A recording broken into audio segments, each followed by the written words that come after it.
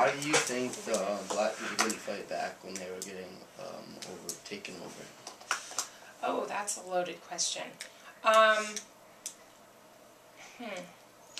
Well, historically, of course, some people did fight back. Right. Marlowe doesn't go into a whole lot of detail. He just sort of hints at what's happening. So I don't think it's fair to say that everybody just said, okay, here we are. However, a lot of people wouldn't have fought back because of the fear and terror that they would have felt. And Marlowe talks about that. And, you know, from a contemporary perspective, it's kind of, it feels pretty racist, I think, to a lot of readers. When he talks about,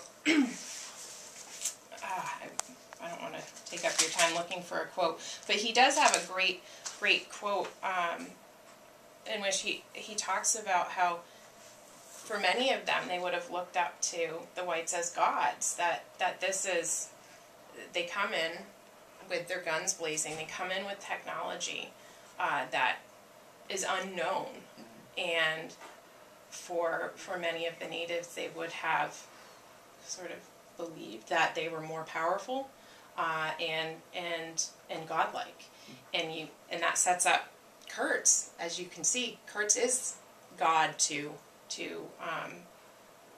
people in the inner station, and he's able to accomplish that through his use of weapons and just being something new and different that's unknown.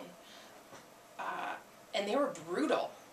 I mean, the brutality that you see, these weren't guys coming in trying to just nicely convince the natives to follow them.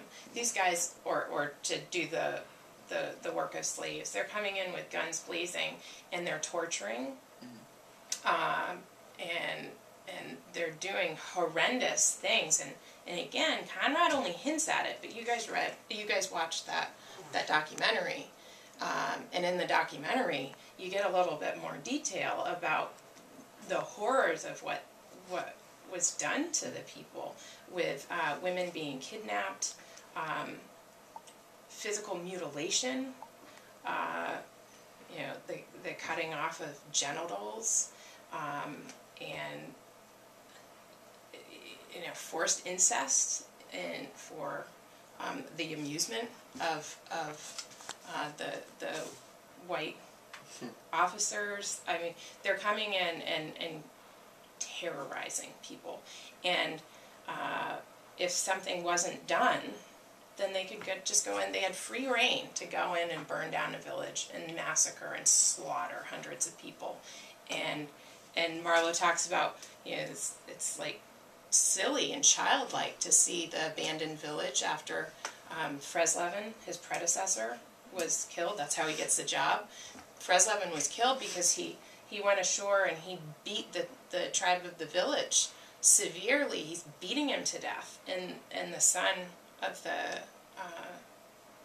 the chief steps in and he gives a tentative jab with the spear, not to kill him, to just get him off his dad. He's killing him, and he kills Freslevin. The whole village vanishes, and he says, you know, it's silly. You look at these like straw structures. They have nothing. They don't have the weaponry to fight back unless they were united and able to work together in large numbers. Yeah, whoever has the guns, you know. Is gonna win. Yeah, and you know, the idea. Mr. Potter says war doesn't decide who's right; it decides who's left. Exactly. You know, this wasn't a war, but whoever has the bigger guns, they're probably going to be the champions, not the ones with the spears.